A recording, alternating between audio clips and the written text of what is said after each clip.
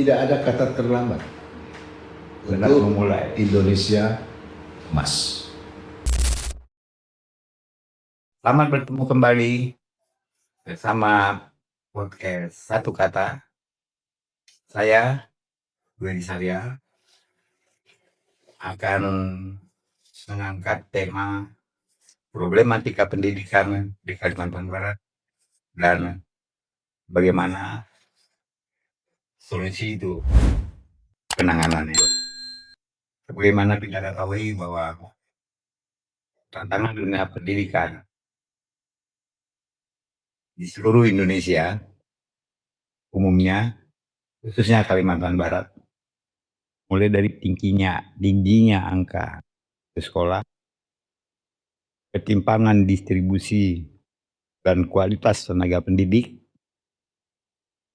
kendala administratif dalam sistem penerimaan mahasiswa baru, hingga keterbatasan sarana, prasarana, dan anggaran pendidikan, khususnya di wilayah perbatasan, kepulauan, dan pedalaman. Untuk itu, kami menghadirkan seorang tokoh pendidikan di Kalimantan Barat yang selama hidupnya mengabdikan diri di dunia pendidikan sampai kepada puncak pengabdiannya sebagai, sepengetahuan saya, 15 tahun menjadi kepala dinas pendidikan di Kalimantan Barat, di antaranya 10 tahun sebagai kepala dinas provinsi Kalimantan Barat. Sebelumnya kepala dinas pendidikan di Kabupaten Sintang. Beliau adalah Dr. Andes Alexius Hakim MM. Selamat berjumpa Pak Hakim. Salaman dulu kita. Pak Hakim apa Pak Alek nih yang dua-duanya populer? Dua aja boleh atau salah satu saja boleh. Nah, Pak Hakim, bagaimana menurut Bapak melihat pendidikan di Kalimantan Barat saat ini, dan apa kira-kira persoalan yang paling mendesak yang harus segera ditangani? Baik Pak Wery, Bang Wery ya. Terserah Bang Wery. Bang Wery. Ya. Ini menarik kalau kita berbicara tentang dunia pendidikan. Kita ini sedang membicarakan proses memanusiakan manusia. Itu ya intinya ya. Ya, itu intinya. Karena esensi dari pendidikan itu ya tidak ada lain, ya memang ke sana. Apa itu proses memanusiakan manusia itu? Kita harus melihat produk yang dihasilkan oleh lembaga tersebut. Bagaimana tentang karakter yang dihasilkan, ya karakter peserta didik, produknya setelah mereka lulus dalam jenjang pendidikan tertentu, ya karakternya seperti apa. Lalu yang kedua, kemampuan intelektualnya, pengetahuannya setelah dia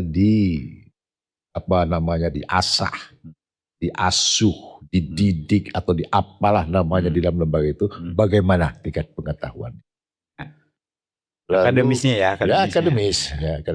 Lalu yang ketiga itu tentu kita harus melihat sejauh mana kemampuan, skill, keterampilan yang mereka miliki setelah menamatkan pendidikannya di lembaga atau di jenjang pendidikan tentu itu.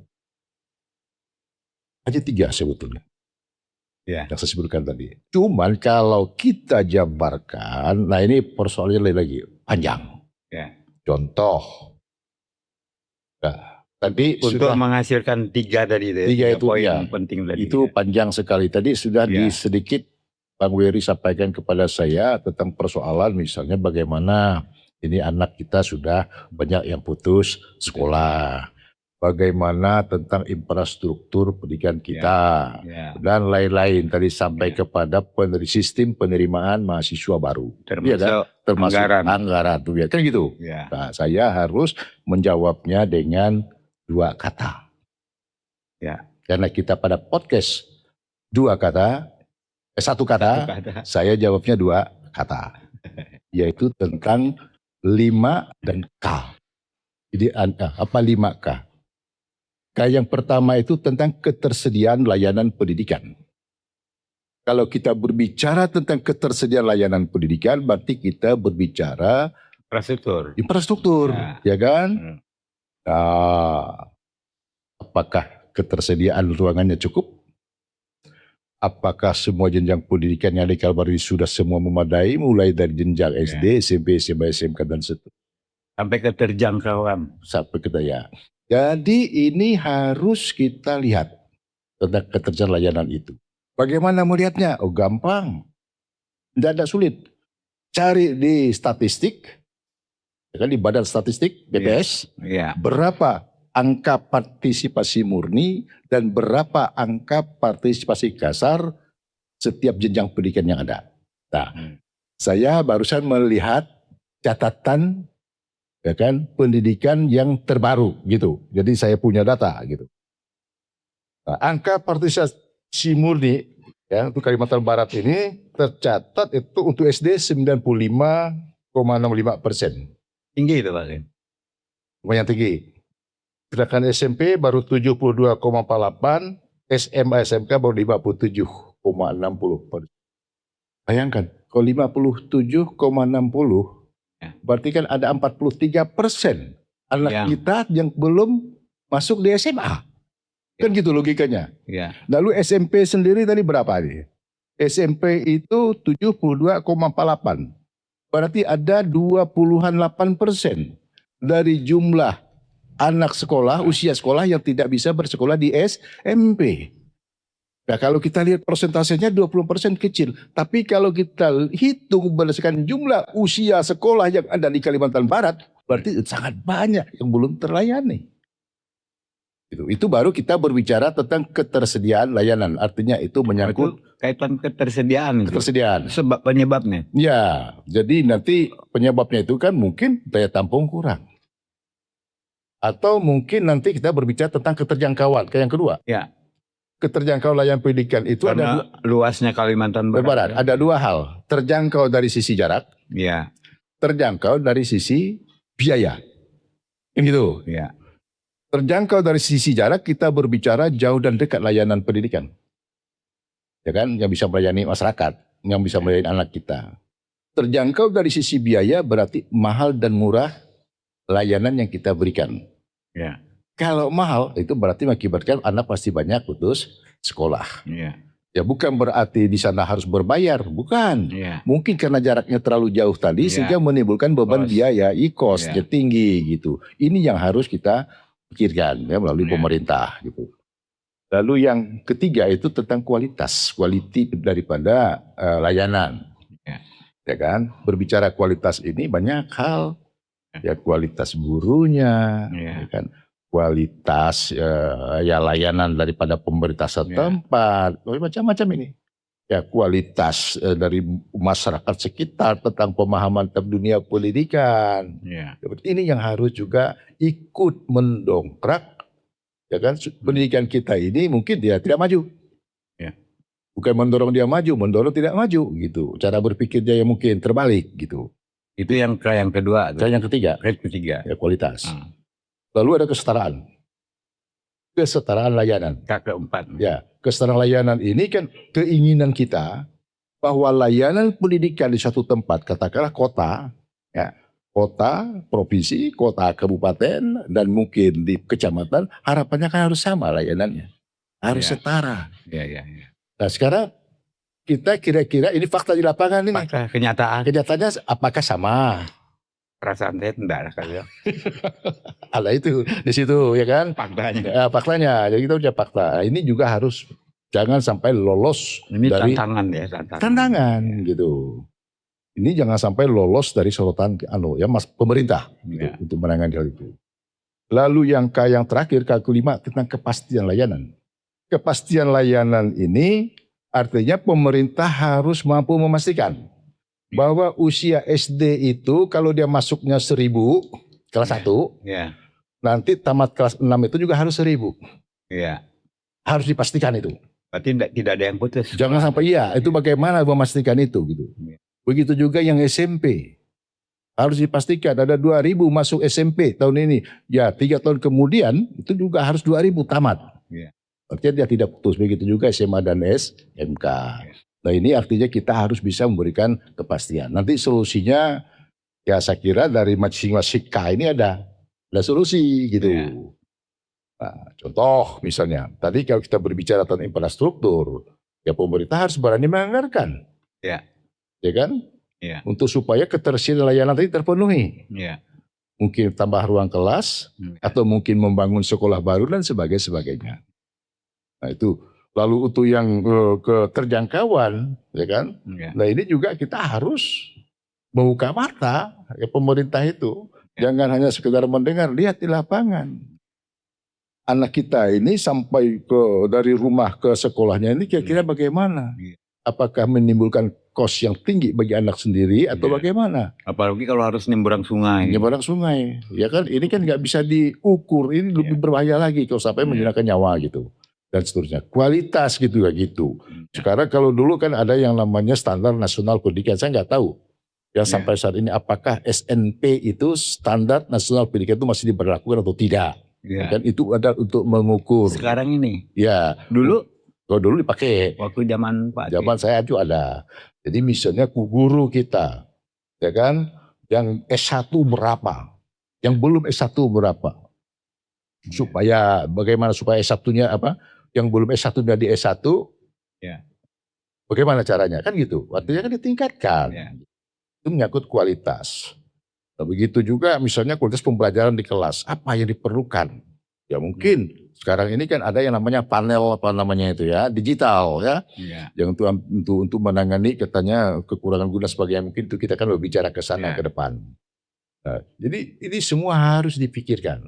Artinya kalau ini semua dilakukan artinya kan itu konsekuensinya ke pembiayaan Pak.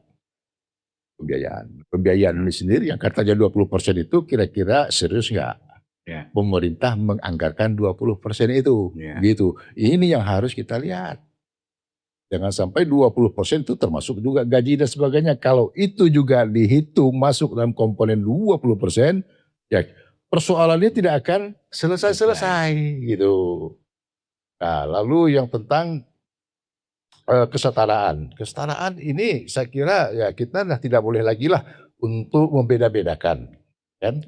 Apalagi daerah perbatasan. Daerah perbatasan itu berada terdepan loh Pak. Harusnya. Iya, harusnya lebih baik, lebih tinggi gitu kualitasnya di sana. Bukan justru terbalik seperti sekarang. Makin ke perbatasan. Makin susah. Kan itu. Makin rendah ya. Makin rendah. Gurunya makin entah ada atau enggak. Nah, ini yang harus dipikirkan betul-betul oleh pemerintah. Tapi itu mungkin faktor ekonomi juga. Anak-anak sekolah. Mungkin dia bertani banyak cari uang daripada pergi ke sekolah. Nah itu faktor lain ya. Faktor lain. Kita ini katakanlah ini tanggung jawab pemerintah di dalam memberikan layanan pendidikan untuk masyarakatnya gitu loh. Jadi kita fokusnya di situ. Lalu tentang yang terakhir tentang apa tadi? Yang terakhir itu adalah kepastian. Kepastian layanan ini ya kita harus kembalikan ke BOS, pembiayaan lagi. Bantuan operasional sekolah itu sejauh mana pemanfaatannya. Jadi ini juga perlu saya sampaikan di dalam di kesempatan ini, baik pihak pemerintah kan untuk memantau, kan, untuk melihat tentang bagaimana pemanfaatan daripada dana BOS itu sendiri di sekolah ini harus betul-betul dilakukan. Jadi jangan lagi lah seperti yang mungkin ya pokoknya dibuatlah kan biasanya gitu. Ya kamilah yang nanti yang nyiapkan nanti pokoknya begini, itu tidak boleh lagi terjadi seperti itu. Ini kebanyakan saya juga pernah mendengar yang mudah-mudahan ini salah dengar Pak. Besarannya menurut Pak Hakim masih kurang. Mungkin jadi, perlu subsidi ya kalau daerah-daerah lain kayak DKI, Surabaya itu ada BOS itu selain dari APBN, dari APBD juga. Ya harusnya. Harusnya ya. Ya harusnya demikian. Cuma kan sekarang jangankan untuk nambah mensubsidi bos, ya kan, untuk kepentingan yang utama saja di pemerintah itu juga pun kekurangan katanya, ya kan, kita juga tidak tahu jelas. Karena di efisiensi. Defensiasi dari mungkin gitu sementara di Bang Wery. Ya. Iya. Jadi, Jadi, kemudian masalah putus sekolah Pak Hakim. Ini kami punya catatan sampai 116.000 putus sekolah. Ini menurut saya tinggi ya. Kemudian apa kira-kira solusi agar anak-anak tetap melanjutkan pendidikan? Kayak tadi outputnya kepastian tadi ya. Iya, di kepastian. Kan? Di kepastian layanan tadi. Iya. Bahkan di situ pemerintah akan melihat, ya kan, angka putus sekolah tertinggi itu di kabupaten mana. Ini harus diteropong ini oleh Dinas Pendidikan. Ya kan, di Iya. provinsi melihat, atau katakanlah sekarang karena ada pembagian wilayah, kekuasaan itu kan, SD, SMP itu ada di kabupaten kota, ya kabupaten kota itu Dinas Pendidikan tidak harus melihat Iya. kecamatan mana di kabupaten tersebut yang banyak putus sekolah. Lalu faktor-faktor daripada penyebab itu juga harus dipelajari. Harus diketahui betul-betul itu. Apakah karena pernikahan dini? Iya, bisa jadi. Ya kan? Karena orang tua yang menjodohkan dan sebagainya. Lalu Banyak putus hal. sekolah. Nah, lalu putus sekolah. Tapi yang paling banyak putus sekolah apa penyebabnya? Alasannya klasik, pembiayaan. Karena keterjangkauan tadi Pak. Jadi dari satu tempat, dari tempat tinggal yang bersangkutan, anak itu ke sekolah ini kan bahkan waktu yang terlalu lama. Kadang-kadang sampai 1,5 jam, 2 jam jalan kaki. Ya kan? Itu kan bisa dibayangkan saja itu. Tambah lagi infrastruktur yang namanya di daerah pedesaan itu, ya seperti yang kita ketahui masih belum bisa dilaksanakan memiliki ya seperti yang diinginkan. Kita dulu Pak Kim. Ada yang mau lewat. Oh gitu, silakan. Bahaya kalau enggak kita kasih lewat dia. Silakan Pak. Oke, nanti kita lanjutkan lagi. Baik. Halo guys, kalian cari percetakan di Pontianak yang hampir bisa apa aja? Datang aja ke Pesona Media. Yuk, Mimin kasih tahu apa aja sih yang bisa cetak di Pesona Media. Mulai dari banner, spanduk, stiker, paper bag, packaging, plakat, tumbler, remuk, baju, topi, tas, buku, gantungan kunci, hingga berbagai kebutuhan promosi dan merchandise lainnya. Pesona Media adalah solusi cetak untuk kebutuhan bisnis, pribadi maupun event. Di konsultasi cetak kamu sekarang. Jumpa kembali kita bersama Bapak Dr. Alexius Hakim mengenai kali ini kami akan menanyakan kepada Bapak mengenai guru Pak. Ya. Ada satu kata-kata yang legend yang disampaikan soal Kaisar Jepang. Ketika Hiroshima dan Nagasaki hancur di bom Amerika, Kaisar tenang, dipanggil bawahannya masih hidup. Berapa tinggal guru yang masih hidup? Itu Pak Kim pasti tahu Ya. kisah itu ya. Ya. Itu akhirnya rupanya Jepang seperti apa kemudian kan? Karena kan guru yang lebih penting rupanya. Kemudian juga akhirnya ini tadi tuh masalah kepastian tuh, ketimpangan guru kotaan sampai pedesaan sampai ke perbatasan. Kemudian apa evaluasi Bapak terhadap tata kelola administrasi pendidikan termasuk kasus PDSS? Silakan Pak Jo. Baik Bang Wery, saya yang pertama tadi dulu ya, tentang guru. Ketimpangan ketimpangan guru. Kalau kita ikuti berita hari ini, oleh Dinas Pendidikan Sintang itu ngomong, isi, kita lihatnya di YouTube, tapi ini terkini. Beliau mengatakan Kabupaten Sintang ini dengan 2000-an. 2000 kekurangan. Dulu Pak Kim kepala dinas di sana ya? Ya. Pernah ya? Kok 2000-an, 2000 saja per kabupaten. Kita tidak bisa membayangkan 14 kabupaten kota ini berarti kurang lebih 28.000 kekurangan guru. Dan gitu. Di Kalimantan Barat. Itu kalau ya seperti disampaikan tadi. Nah, Oke, kita tidak usah mengatakan 28, katakan 20.000. Kok zaman saya dulu sebenarnya sekitar 22-23.000 waktu zaman saya masih aktif. Di Betul, Pak. Kalimantan Barat. Kalimantan Barat. Kalau yang disampaikan tadi berarti kan nambah kurang Iya. ini. Dan masuk akal juga. Iya, karena pertambahan jumlah penduduk. Bukan, artinya jumlah guru pensiun kan Oh banyak. iya, ditambah. Sementara yang pensiun jalan terus, perekrutan ini berhenti. Kan gitu.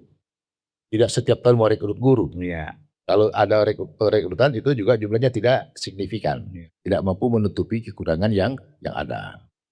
Lalu ada lagi pemerintah mengatakan, oh kita kan ada kebijakan kita mengangkat apa? Guru honor. Guru honor, bukan guru honor, apa namanya? P3K.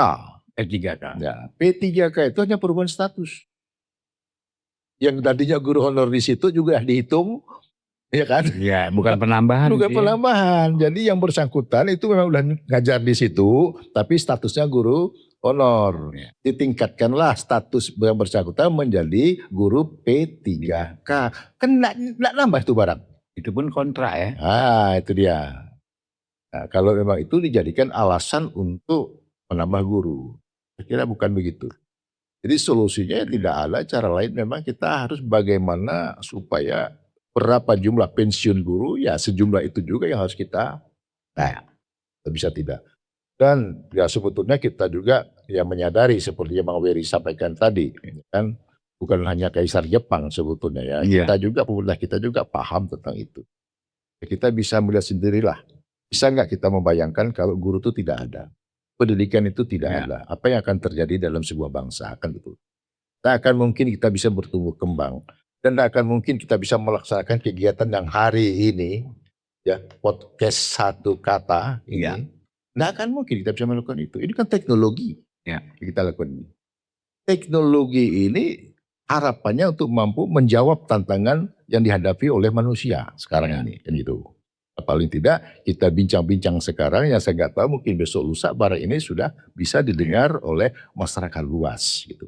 Ini loh tentang kondisi keadaan pendidikan kita di Kalimantan Barat. Ternyata persoalan guru ini dari dulu sampai hari ini masih menjadi persoalan. Dari zamannya guru impres, ya kan? Setelah itu diangkat secara massal, secara masif zaman Presiden Soeharto, maka ada SD impres, ada guru impres, ya kan? Nah begitu kebijakan itu terhenti sampai hari ini, itu kan kita tidak ada mengangkat lagi yang massal, yang masif seperti itu. Jelas itu pasti berakibat terhadap kekurangan guru. Kalau dia kekurangan guru, sekolah itu berarti tidak berjalan secara maksimal. Ada yang satu guru justru pegang 2 atau 3 malah 4 mata pelajaran, kan gitu kan. Nah ini kan sangat-sangat rasional. Dan rasional lagi lah, ya kan. Lalu beban kerja guru juga pun yang harusnya tadi dia mengajar kemampuannya katakanlah 10 jam, ya kan, bertambah bisa 24 jam. Ya kan? Atau 1 minggu bisa 24 jam, harus biasa menjadi 38 jam. Kan gitu. Ini kan sebuah berat beban guru. Nah, lalu belum lagi tuntutan tentang administrasi, Pak. Iya. Guru ini memang dituntut administrasinya. Selain mengajar ya mereka harus menyiapkan administrasi mereka. Kalau tidak nanti mereka juga susah untuk perbaikan nasib mereka. Iya. Berpengaruh kepada naik pangkat, berpengaruh kepada angka credit point dan sebagainya gitu ya. Jadi guru ini ya harus nulis, guru ini harus aktif untuk mempersiapkan materinya, harus itu segala macam-macam. Belum lagi mendidik dengan karakter macam-macam murid ya. Gitu. Ini kan serba sulit. Jadi guru ini sudah terbebani dengan karena tadi kekurangan guru sehingga jumlah jamnya bertambah, ditambah lagi dengan kegiatan administrasi. Termasuklah tadi yang disampaikan tentang pangkalan data sekolah dan siswa ini kan guru juga. Ini tidak boleh lalai karena ini tugas guru juga. Tugas guru juga. Ya kan mempersiapkan itu jangan sampai untuk anak kelas 12 ini ya. Betul. Ya kan untuk anak SMA nih supaya apa mereka ini bisa untuk mempersiapkan diri di perguruan tinggi. Jangan sampai ada beberapa waktu lalu kalau tidak salah dalam tahun barusan Nah, salah satu sekolah di mana sampai kita juga menyaksikan televisi, saya lupa ya tempatnya Iya. ya. Itu karena ini tadi bermasalah sehingga PDSS tadi ini. bermasalah sehingga banyak siswanya yang tidak diterima di perguruan tinggi itu. Jangan sampai itu terjadi, dan ini ya memang hal ekstra ya dari kepala sekolah, dari dinas pendidikan, ya kan, menugaskan kabid yang bersangkutan bagaimana untuk bisa mencek, ya kan, di lapangan, jangan sampai kegiatan-kegiatan ini lalu menghambat siswa kita untuk melanjutkan ke perguruan tinggi. Kalau tadi ketimpangan di wilayah perbatasan, wilayah terjauh, ketimpangan guru Hmm. Kalimantan Barat. Jadi gini, dulu saya pernah ya, cuman kan tidak jalan. Saya ini hanya pemikir, tapi tingkat eksekusi nggak jalan. Mengapa tidak jalan? Ya. Ya karena itu udah bukan lagi kewenangan saya. Apa? Saya pernah berpikir dulu bagaimana supaya guru ini bisa terpenuhi, sekolah ini bisa terpenuhi. Kita ada yang namanya program mobile teacher. Itu istilah yang saya buat. Mobile teacher. Nah, jadi guru-guru yang mobile gitu. Ya. Ya kan? Contoh misalnya, ada satu sekolah mungkin dalam dihitung dalam kecamatan itu relatif cukup. Ya. Lalu ada sekolah lain itu masih di kecamatan itu yang sangat kurang. Jadi guru di sini bisa dimobilkan di sana beberapa hari gitu atau berapa bulan. Terus semua sekolah dibuat seperti itu. Ya. Nah, ini ada banyak untungnya Pak. Satu, kita bisa mengatasi guru yang kurang. Ada sekolah yang kekurangan guru. Ya. Yang kedua, kita bisa menimbulkan motivasi guru dalam mengajar. Ya. Yang ketiga, kita bisa mengatasi tingkat kejenuhan murid. Ya. Nah, murid ini kan biasanya kalau sudah kelas 1 ke SD, gurunya itu sampai tamat itu terus. juga. Gitu gurunya kan. Yang si gurunya bisa malas, jemu, ya kan. Siswanya juga, apalagi kalau gurunya tanda petik mungkin yang gak sedikit rewel gitu ya. Wah ini ibu ini lagi masuk, bapak ini lagi masuk, kan gitu. Ini juga akan berpengaruh kepada kemampuan anak, akhirnya nanti ke prestasi anak. Ya kan? Jadi kalau dibuatkan mobile, yang tadi, yang guru berjalan, ini agak sedikit merubah suasana. Contoh, saya, Hakim ini guru di salah satu sekolah. Guru saya, sekolah saya ini kan hebat, lengkap gurunya. Saya dimobilkan di sekolah B yang kurang. Wah, saya harus tampil membawa nama sekolah saya loh. Wih, pakai dasi. Saya akan tunjukkan kepada mereka di sana bahwa Alex Hakim itu memang layak mengajar di sekolah itu. Wah, dia tunjukkan di sekolah itu. Nah, artinya kan itu memotivasi guru. Kata murid, wih ini kita dapat guru baru. Wah, padahal guru mobile. Gitu. Saya jadi teringat Pak Hakim, negara yang baru tumbuh tiba-tiba mendadak besar. Burkina Faso di tengah-tengah Afrika. Jadi kalau untuk gaji guru, ngajar, kan para tahanan-tahanan politik, tahanan penjahat-penjahat, itu disekolahkan lagi. Gaji gurunya lebih tinggi daripada yang guru biasa. Kemudian yang di perbatasan dekat Uganda dan sebagainya, itu gajinya jauh lebih besar. Atau setengah kali lipat. Bisa jalan dalam 3 tahun, Burkina Faso itu sudah sangat terkenal sekarang. Apakah bisa enggak diterapkan umpamanya supaya guru-guru supaya tidak nolak maunya di perbatasan atau sebentar-bentar mau pindah ke kota, kan banyak tuh mutasi dan lain sebagainya. Kalau dengan cara begitu kan sederhana sebenarnya solusinya. Selain mobile tadi ya. Artinya gini, kalau kita itu artinya kita menambah guru Pak. Jadi kan faktornya gurunya kurang. Iya kan? Ya, nambah guru. Pendapatan finansialnya. Ya finansial ditambah pun gurunya tetap masih itu. Tetap tidak akan berpengaruh. Jadi kalau mobile tadi, ya kan, kita mencukupi sesuatu yang tadi memang kurang, ya kan, kita cukupi dengan cara mobile ini. Bukan hanya satu sekolah Pak, ini semua sekolah ini mobile semua tuh, kan gitu. Nah, tinggal pemerintah menyiapkan ya anggaran sedikit saja, tidak sebesar dengan kalau kita mengangkat guru baru gitu.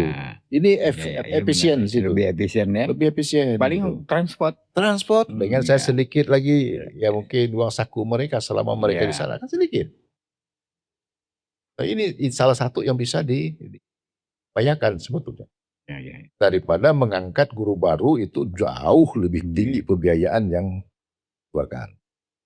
Ini demi tadi 3 poin Oh untuk kemajuan negara apa salahnya? Iya, itu ya. 20%. 20%. Nah, Ya. kalau bisa tambah lagi gitu. 20% di luar gaji. Iya. Iya, nah, Karena kalau banyak negara-negara yang kita terkejut kayak Iran lah baru tahu kan, atau negeri bambu baru kita tahu bahwa mereka fokus pendidikan setelah bambu tirainya terbuka. Iran setelah perang baru kita tahu bagaimana mengelola pendidikan dengan biaya begitu besar. Di Iran tuh S2-nya 60%, S1-nya 10%, S3-nya sekitar 10%. 10% mungkin tamat SMA. Sehingga di sana IQ-nya kan nomor 4 di dunia ya. Itu dari pendidikan Bapak. Ya. Mereka begitu fokus daya upaya sampai kepada masalah pasti pembiayaan.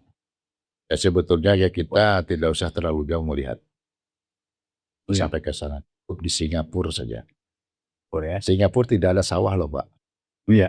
Tidak ada ladang di sana. Iya. Semua, tapi mereka justru makmur gitu, luar biasa. Dari mana ya? Dari otak mereka. Mampu merubah ini menjadi pendapatan. Artinya biaya pendidikan itu besar Ya, sekali. investasi itu ya jelas ya. Ya, kan, investasi pendidikan. ya. Lalu yang kedua, saya lupa nih, hampir lupa tentang guru kurang tadi. Iya. Ada satu lagi tadi selain mobile teacher seperti Iya. seperti yang saya sampaikan tadi. Ini juga pernah tahun 2004 saya gagas waktu saya jadi kepala dinas pendidikan Sintang. Tapi dah nampaknya tahun 2026 berarti 22 tahun yang lalu ini sudah agak mau diterapkan tentang funnel belajar itu.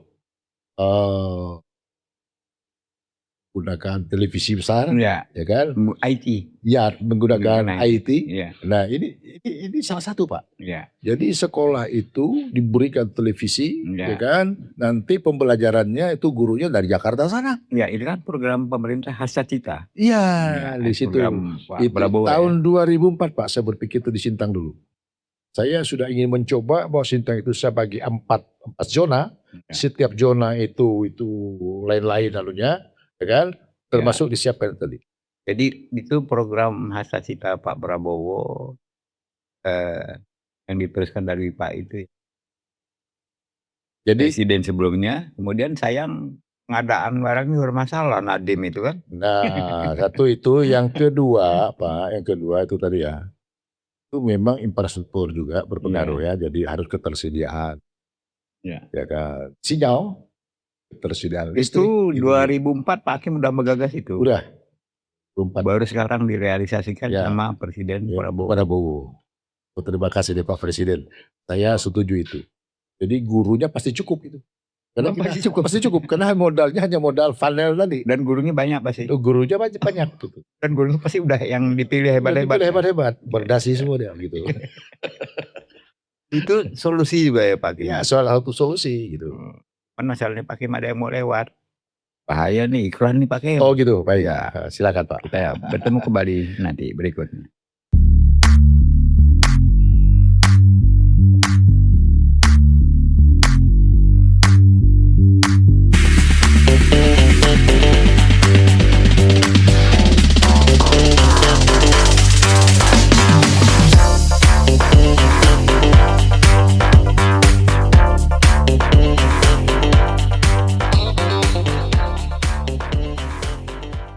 Sahabat satu kata, kita lanjutkan bincang-bincang kita dengan pokok pendidikan kita di Kalimantan Barat, Pak Alexius Hakim. Pak Hakim, apalah prioritas pembangunan pendidikan di Kalimantan Barat 5 tahun ke depan? Kemudian bagaimana mempersiapkan generasi muda menghadapi dunia kerja dan persaingan global, Pak Hakim? Ada 2 pertanyaan tuh. Saya jawab 4. Pertanyaannya 2, saya jawab 4. Yang pertama, jadi memang dia pendidikan, baik guru siapapun dia, kan, Dinas Pendidikan termasuk sekolah institusinya ini harus menerapkan bagaimana supaya pembelajaran itu outputnya anak bisa berpikir kritis dan Ya. mampu menyelesaikan masalah Ya. yang disebut dengan critical thinking and problem solving. Ini Ya. harus diterapkan. Mengapa? Ya. Dunia sekarang terbalik, tidak Ya. seperti dulu. Ya. Sekarang dunia kita sudah dunia IT. Ya. Ya kan? Tidak lagi kita dalam dunia pendidikan itu bertanya siapa nama presiden ini, berapa jumlah penduduk. Dan tidak perlu, itu AI bisa jawab. Sudah bisa jawab. Ya Ya. kan? Ya. AI sudah bisa jawab semua itu. Jadi guru tidak perlu lagi menerapkan sistem pendidikan, sistem pembelajaran seperti itu. Jadi harus mempersiapkan bagaimana supaya anak ini mengkritisi. Karena apa yang diucapkan oleh AI ini juga pun belum tentu lurus sebetulnya gitu ya. Ya. Nah, yang sedikit ini bagaimana siswa itu mengkritisi. Kalau dia sudah mengkritisi, dia harus mampu memberikan jalan keluar, yaitu yang disebut dengan problem solving tadi. Itu yang satu ya. Tadi 4 kan jawabannya tadi. Ya. Lalu yang kedua kolaborasi. Ya. Jadi cara pendidikan itu ini harus berkolaborasi. Jadi tidak bisa antara siswa dengan siswa, dengan guru, lalu antar sekolah dengan sekolah lain. Jadi tidak bisa lagi hanya mementingkan punya ego. Ya. Jadi menjauhi ego sektoralnya. Itu yang harus dipikirkan. Itu yang kedua. Yang kedua. Sedangkan yang ketiga itu adalah menyangkut tentang kreativitas dan inovasi. Siswa dan guru. Siswa dan guru. Jadi ya mereka jangan sampai terbelenggu, ya kan? Nanti seperti kata dalam tempurung pula. Ya. Kita monoton. Sekarang dunia sudah berubah. Ya. Jadi guru harus kreatif. Dia tidak bisa textbook. Ya. Ya kan? Apa yang ada di buku, nanti buka lagi. Nggak bisa, nggak jalan itu. Ya. Tapi sekarang kayaknya udah diterapkan. Anak-anak SMP sekarang udah dibolehkan bawa HP. Nah itu dia ya. Jadi jangan sampai nanti artinya ya itu juga hati-hati. Ya. Ya kan? Jadi yang saya katakan kreatif ini guru memberikan pembelajaran itu adalah yang kontekstual. Jadi yang terjadi betul-betul di masyarakat. Ya. Contoh di kota Pontianak misalnya terjadi seperti ini. Yang lagi faktual. Kira-kira bagaimana? Ya. Ya kan? Apakah kalian mendukung atau kalian justru memprotes tentang kejadian itu? Kalau protes seperti apa? Jadi kayak mahasiswa S2 nih. Ya, artinya anak itu harus diajar ke sana. Ya, udah. Jadi tidak bisa wawasannya. Jadi, nah di sini yang harus mereka lakukan. Lalu yang keempat itu communication and share ideas Jadi komunikasi lalu ide ini berbagi gitu, berbagi ide. Jadi berbagi ide. Jadi di situ misalnya ada sebuah keunggulan pendidikan itu di sekolah itu. Ada keunggulan oleh anak yang bersangkutan, mungkin dia juara apa, kemampuannya apa begitu di dalam itu. Dia tidak hanya untuk milik dia sendiri, tapi di-share. Dibagikan kepada yang lain. Bagaimana membagikannya? Bisa dia berbagi cerita dan sebagainya. Nggak boleh pelit. Ya. Jadi sekarang model pendidikan seperti itu. Berbagi ilmu. Iya, harus dibagikan barang ini, nggak bisa hanya dimiliki sendiri. Karena bisa memberikan motivasi kepada yang kita bagikan tadi, ya kan? Jadi saya ingat program yang lain, tapi nanti kita bahas mengenai berbagi ilmu itu. Untuk diaspora, bahkan di luar negeri itu udah diasporanya. Jadi orang penduduk Indonesia yang tinggal di luar negeri berbagi pengalaman dia ke dalam. Kemudian ini Pak Hakim,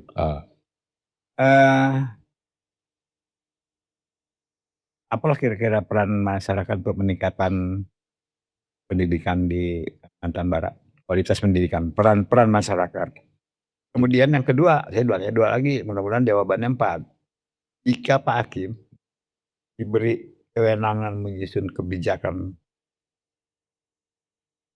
pendidikan di Kalimantan Barat, 3 program apa yang jadi prioritas Pak Hakim? Itu pertama tadi apa nih Pak? Yang pertama tuh apa peran masyarakat dalam Oke, meningkatkan baik. pendidikan. Pendidikan itu kan ada yang namanya 3 pilar. Nah, 3 pilar. Ya, yang tidak boleh lepas itu peran Sekolah, pemerintah, guru sekolah, Ya, perannya orang tua, ya kan, dan peran masyarakat. ya, 3 ini tidak boleh salah satunya lepas. ya. Jadi salah satu yang saya katakan kolaborasi. Tidak bisa. Jadi masyarakat harus ikut peka Berperan. dan ikut berperan terhadap pendidikan yang ada di tempat di mana mereka berada, Ya. gitu. Jadi jangan apatis. Itu satu. Ya. Yang kedua, jangan juga terlalu menghakimi. Ini kadang-kadang ini satu juga perlu saya sampaikan. Ya. Terus terang, guru-guru di sekolah sekarang Ya. ini untuk melakukan, kan ada 2 hal di dalam fungsi mereka di kelas itu. Satu sebagai pendidik, yang satu sebagai pengajar. Ya. Kalau pengajar itu kan dia hanya mentransfer knowledge, mentransfer ilmu, ya kan? Oh, ini supaya kamu bisa ini seperti ini.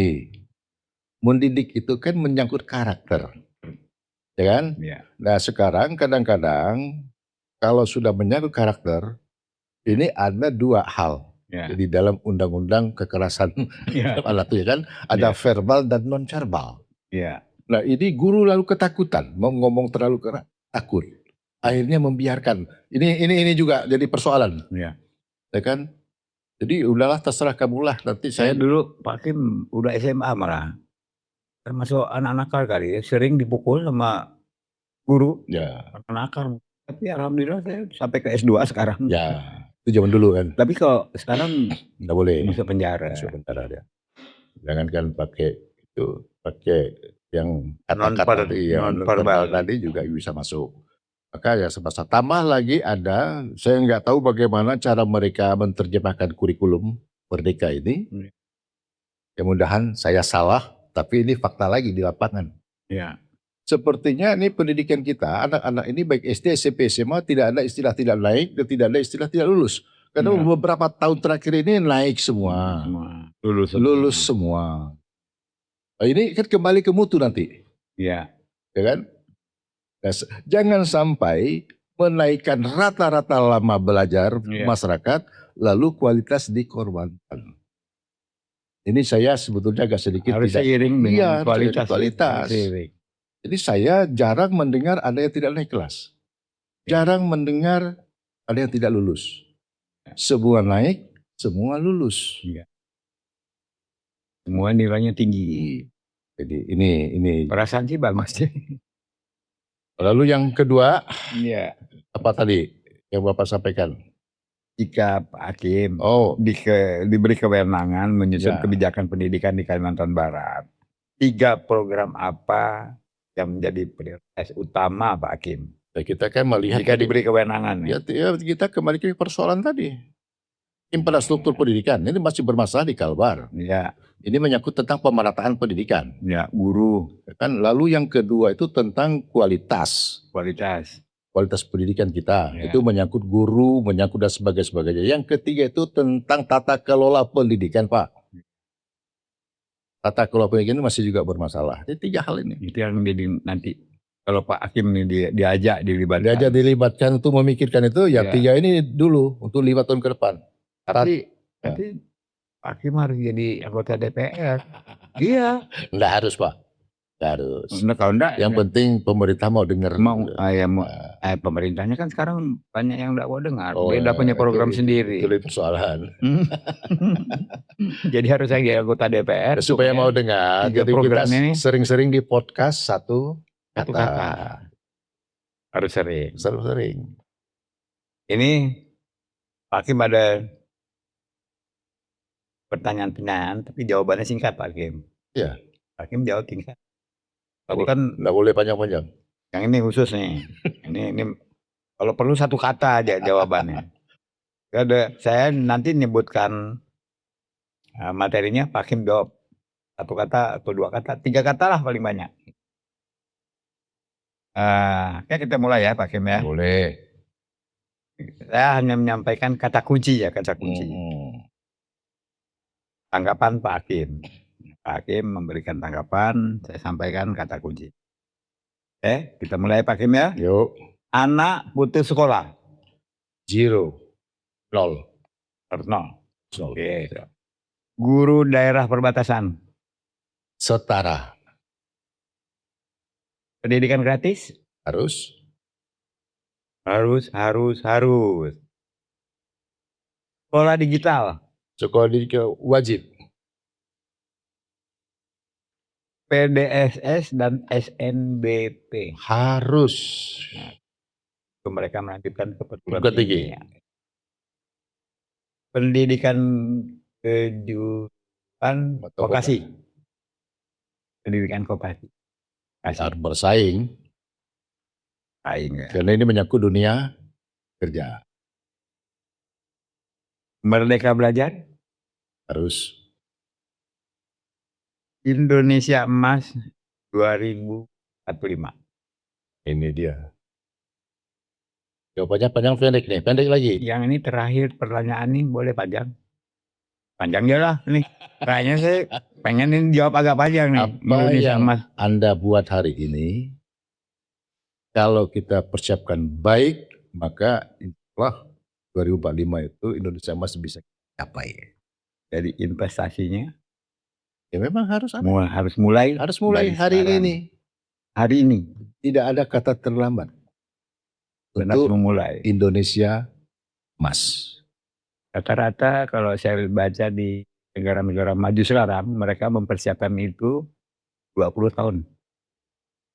Jadi kalau sekarang udah 19 tahun, tinggal 19 tahun ke 45. Jadi prinsipnya itu Berarti udah memang harus sekarang ya. kata orang Sadaniang. Dan yang ini di Mampawah, Mampawah. Popal Hulu. Mampawah di ini, Pak Hilir. Mampawah Hilir. If you make your bed, you must lay on it. Itu bahasa Bugis itu Pak. Masuk bisa? Nah. Mungkin. Kalau kita siapkan ini baik-baik, rapikan tempat tidur, ya kita pernah tidur di situ. Kan gitu. Jadi Indonesia 45 optimis, pesimis? Optimis. Harus optimis, Pak. Harus optimis. Kalau kita pesimis, selalu tidak bisa ngapa-ngapa pula. Iya. Harus optimis. Indonesia Emas. Ya. Walaupun ambil duluan ya. Oke Pak Kim. Baik. Tadi udah mengenai potret pendidikan Kalimantan Barat, yang angkat tingginya angka putus sekolah, kerangan dan ketimpangan, persoalan tata kelola pendidikan. Kita bahas Pak Kim panjang lebar tadi, pendidikan dan dunia kerja. Kemudian solusi strategis juga udah sampaikan. Kira-kira apalagi Pak Kim yang mau Pak Kim sampaikan mengenai dunia pendidikan Pak Kim? Katanya ini baru yang pertama, nanti ada lagi. Nanti lain lagi materinya Pak Kim. Tapi kan dunia pendidikan. Nanti yang garang-garangnya ini masih kayaknya formal nih. Apalagi Pak Jadi Kim? pesan saya juga mungkin untuk seluruh pengelola pendidikan di daerah, khususnya di Kalimantan Barat, mulai dari di provinsi, kabupaten, kota, sampai 3 sekolah. Marilah kita melihat pendidikan itu sebuah investasi yang wajib kita lakukan, yang wajib kita siapkan. Supaya apa? Supaya kita mampu untuk mencapai target kita. Bagaimana di 2045 itu betul-betul mencapai Indonesia Emas, bukan Indonesia cemas. Ya. Kira demikian. Pesan-pesan Pak Kim untuk guru, orang tua dan pelajar di Kalimantan Barat? Saya kira ya Perlu guru ya harus kembali ke fitrah guru lah. Untuk tetap ajar. Saya kira sudah cukup lah ini. Ya, pemirsa, itulah tadi mudah-mudahan sangat bermanfaat bagi pembangunan pendidikan di Kalimantan Barat. Kita akan segera tutup perbincangan ringan kita bersama, menurut saya perbincangan berat nih dengan Pak Hakim nih. Dr. Andes Alexius Hakim. Sampai berjumpa kembali. Bye.